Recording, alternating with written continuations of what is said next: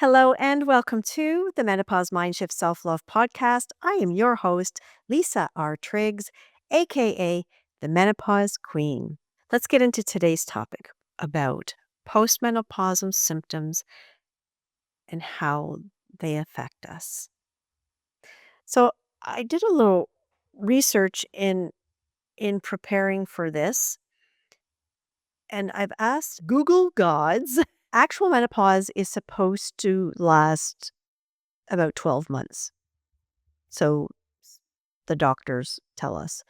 I guess that is based on if you do blood work, hormonal levels, things like that, that determines what stage of menopause you're at. Your estrogen, and progesterone and your other hormone levels will help you determine which stage of menopause you're at, menopause or post.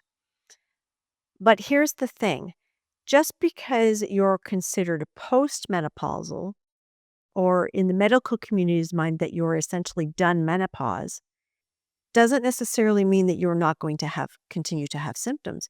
And sometimes worse symptoms.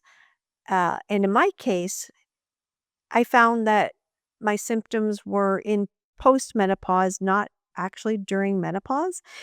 During the menopause period, when I had stopped my cycles altogether, was actually when I found that my libido and everything increased.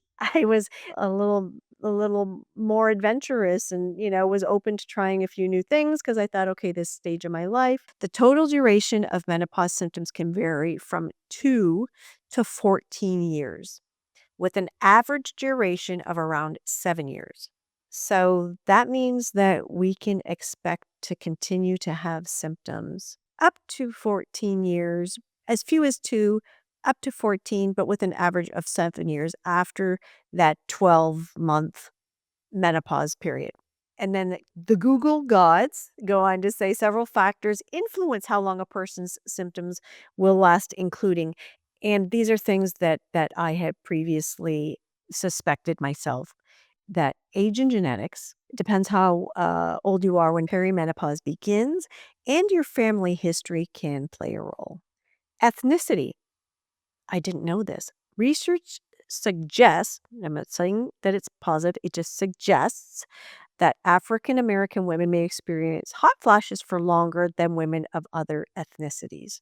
I haven't looked into why. If anybody wants to know, we can look into why, but that's an interesting fact. I never would have thought that that would matter, but apparently it can. Lifestyle. Factors like smoking, obesity, diet, and physical activity can influence the severity and duration of symptoms. For sure. For sure.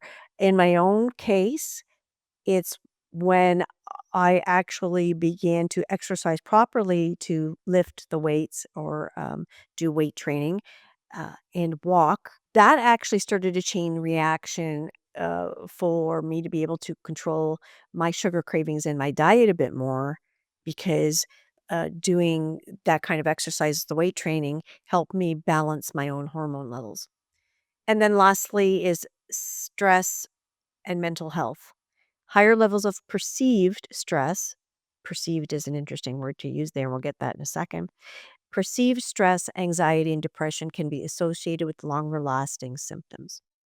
Okay, so that was the huge thing for me. That was the thing I talk about a lot. That was one of the basis of me writing my book. It was a mental health journey, a stress journey.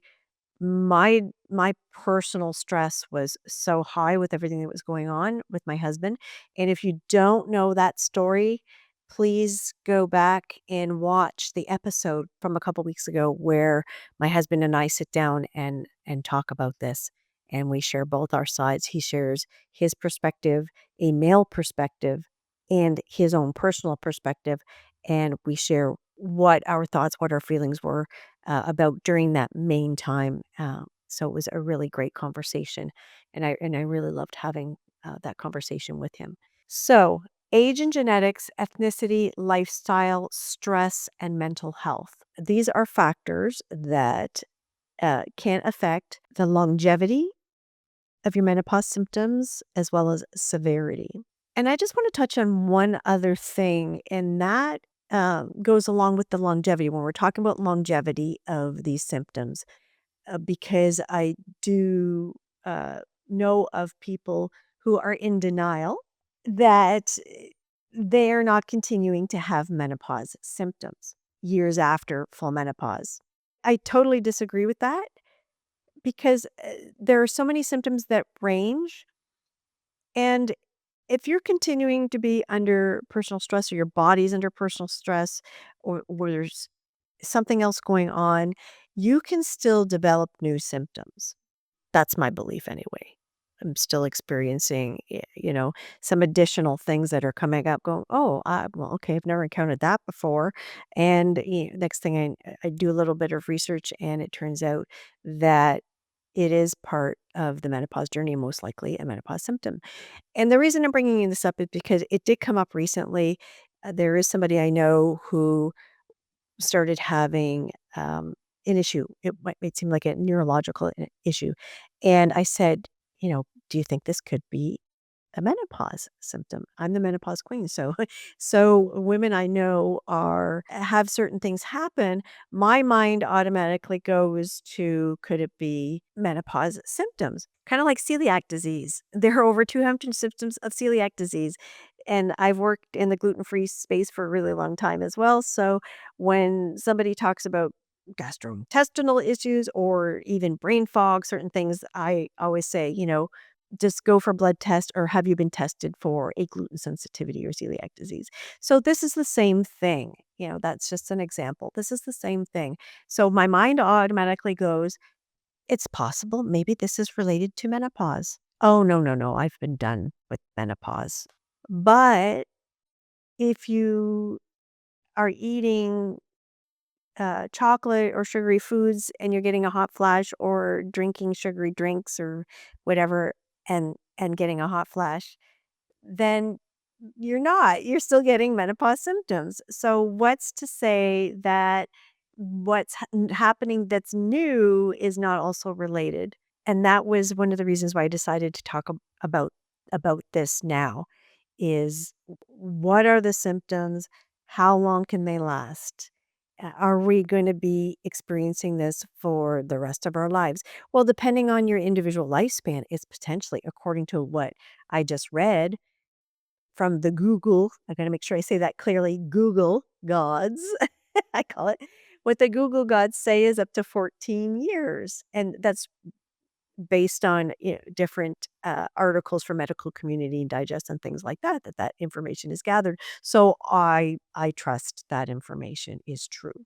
That and from my own personal experience, I've been navigating between peri, full, and now postmenopause for almost 20 years, being in perimenopause for 10 years without knowing that that's what it was, then my full menopause year, if that's what you want to call it, and then now postmenopause for, oh gosh, you want to say almost 10 years now. So, wow. So, I guess it's safe to say that there is a potential that I could have, even if it's the occasional menopause symptoms still come back and still have that for the rest of my life. Now, the connection would be hormone levels, right? So, if for some reason I decided to go back on hormone replacement therapy, if that's even possible, I don't know at this stage because I've been postmenopausal for so many years. But if I wanted to ask my doctor, to be able to help me increase my hormone production, and I wanted to look at going that route again, whether it would be even possible, I don't know if you can go on hormone replacement therapy after being in postmenopause for so many years. That'll be something I'll have to find out. Uh, but my mission has always been about the natural route or using mindset or manifestation techniques because I was able to use manifestation techniques to be able to get my life back. So, what does that mean? That means that I would meditate and I would visualize and I would uh, affirm. And oddly enough, as a coincidence, I was reading. book I got from Neville Goddard. And if you don't know who Neville Goddard is, uh, look him up. He's a kind of like before Bob Proctor. Like he's very spiritual. Neville Goddard is the magic mystic. Neville was a philosopher in the early 20th century. Neville Goddard was apparently a mystic and philosopher in the earliest 20th century. And I really like his writings and his teaching. He talks a lot about the unconscious mind and how strong it really is. Practices like meditation, visualization, and affirmations, and this is right from his book that I happened to read last night. They can serve Those techniques can serve as bridges to the subconscious, allowing us to silence the chatter of the conscious mind and access the vast reservoir of creativity, wisdom, and the potential that lies within. Reading that blew my mind because going on my premise, my mission, manifestation meets menopause, using manifestation techniques to improve your menopause symptoms. So when we're in postmenopause and you're still experiencing symptoms, if you are at that stage and you haven't tried any of this, I beg of you to be open-minded because there is so much science around us, neuroscience. The brain, if you study the brain at all, your transmitters, your neuroreceivers, all that kind of stuff, it's all connected. It's all connected to how the brain actually works. Okay, so science, science, science, this is how the brain works, right? When you submit the brain to positive stimuli, the brain responds. When you submit the brain to negative stimuli, the brain responds. When you can subject the brain to positive stimuli even before you go to bed, you got your subconscious mind working for you, and the subconscious mind is very, very powerful. So that's where you can use meditation and visualization to help lower the stress and reduce your menopause symptoms.